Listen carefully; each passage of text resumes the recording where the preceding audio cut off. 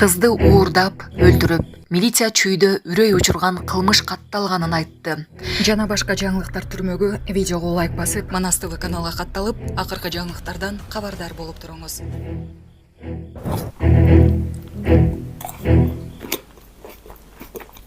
Очень вкусно. Депутат Дубай шоколады менен шайын мускат жүзүмүнүн сапатын текшерүүгө алуу керектигин айтты. Жана дубайский шоколад деп атат. Андан кийин баягы жүзүм Кытайдын жүзүмү чыкты. Андагы 2000 сомдон кылганда эл экен деп алып, ошолорго өтө каттуу текшерип коюп, неме кылыш керек. Бүгүн 18 ноябрдагы жогорку кеңештин социалдык саясат боюнча комитетинин жыйынында депутат Савитбек Рустамбек уулу соц тармактарда тренд болуп жаткан шайын мускат жүзүмү менен Дубай шоколадынын сапатына болгон көзөмөлдү күчөтүү керектигин айтты. Жыйында тамак аш продукциясынын коопсуздугун камсыз кылуу жөнүндө мыйзам долбоорлору биринчи окууда каралып жаткан. Мына бүт эле чет өлкөдөн ташылып келип жатат. Азыр мода болуп жаткан Дубай шоколады менен Кытайдын жүзүмү чыкты. Эл ала берет экен да, ошолорго катуу текшерүүлөрдү коюп, тийиштүү чараларды көрүп туруш керек. Ушундай мыйзам каралып жатканда көп өлчөмдө айып пулдарды киргизип коюш керек. Эми адамдын ден соолугу эң кымбат да, деди эл өкүлү.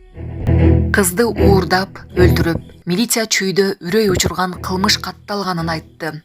Бишкекте адам уурдоого шектүү жаран Ысык Көл облусунда кармалды. Бул тууралуу Бишкек шаардык ички иштер башкармалыгынан билдиришти. Милициянын маалыматына ылайык, 30 октябрда милицияга 1981-жылы туулган аял арыз менен кайрылган. Арызында ал 2007-жылы туулган кызын өзүнүн жолдошу BMW X5 үлгүсүндөгү унаа менен уурдап кеткендигин билдирген. Уурдаган жаран кыздын өгөй атасы болгон. Бул фактыны ички иштер министри Улан Ниязбеков өзүнүн жеке көзөмөлүнө алган. Ыкчам издөө иш-чараларынын жүрүшүндө ардам уурдоого шектелген. 1972-жылы туулган жаран башка үлгүдөгү унаа менен Ысык Көл облусунун аймагында кармалган. Аны кармоо учурунда өз жанын кыюуга аракет кылган. Ошондой эле ал уурдаган кызды өзгөчө мыкаачылык менен өлтүргөндүгү аныкталган. Кыздын сөөгү Чүй облусунун аймагында табылган. Бул факт боюнча 2 берене менен кылмыш иши козголуп, шектүү СИЗО 1ге киргизилди. Учурда керектүү экспертизалар дайындалып, комплекстүү тергөө, ыкчам иш-чаралары жүргүзүлүүдө. Трампты кайтарууга робот иттер кошулду. AQShnын жашыруун кызматына биринчи жолу Boston Dynamics компаниясынан чыгарган робот иттери кошулду.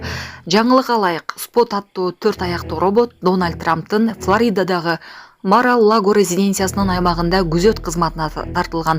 Роботтун аталышы англис тилиндеги Spot сөзүнөн алынган. Бул чекит же так дегенди билдирет. Аны автоматташтырылган күзөтчү катары колдонууга болот жана ал алыстан башкарылат.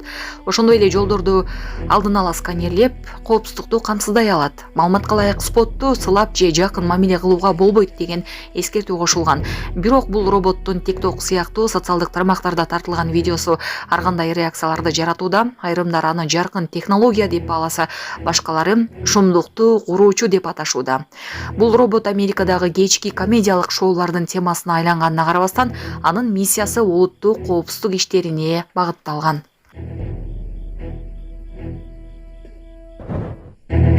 Джон Джонс жеңишинен кийин Трамптын көзүнчө анын хитке айланган биин бийледи. UFC уюмунун оор салмактагы титулунун учурдагы ээси америкалык Джон Джонс UFC 309 турниринде мекендеши Стив Миочичти жеңип алгандан кийин октагонда AQShnын мурдагы президенти Дональд Трамптын хитке айланган биин бийледи. Андан кийин мушкер жеңип алган курун Трампка барып такты.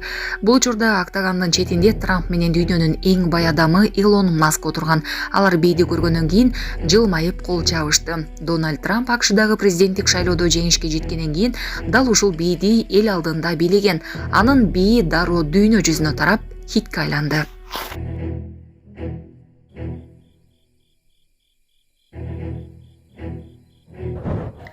Акча табуунун дагы бир жолу мыкка туруп эмоция чыгарып жатышат. Мыкка туруп акча табуунун жаңы жолу. Редакциябызга жөнөтүлгөн видеодо бир топ адамдар денесин мыктарга төшөп, эмоцияларын чыгарып жатканын көрүүгө болот. Видео авторунун айтымында бул ыкма өзгөчө таржыйба катары сунушталып, ага катышуу үчүн акча алынууда. Мындай аракеттер ден соолукка зыян алып келиши мүмкүн экени эскертилет.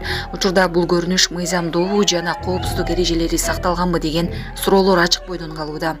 Бул тууралуу сиз кандай ойдосуз? Өз пикириңизди биз менен бөлүшүңүз. Грузияда шайлоо башчысына боек чачып жиберишти. Грузиянын шайлоо комиссиясынын жетекчиси Георгий Каландировичливи парламентте шайлоонун жыйынтыгын жарыялап жатканда кара суюктук болжолдуу түрдө боек чачылган. Окуя оппозициялык партиянын өкүлү Давид Киртадзенин боек чачуусунан улам болгон. Каландажишвили орусчул грузин кыялы партиясынын шайлоодо дагы бир мөөнөткө жеңишке жеткенин ырастаган протоколго кол койгон. Ал шайлоо Тбилисиде бир нече күнгө созулган нааразычылык акцияларынан жараткан. Батышчыл президент Саломе Зарубишвили бул шайлоону мыйзамсыз деп атап, Россияны шайлоого кийлигишүүдө деп айыптады.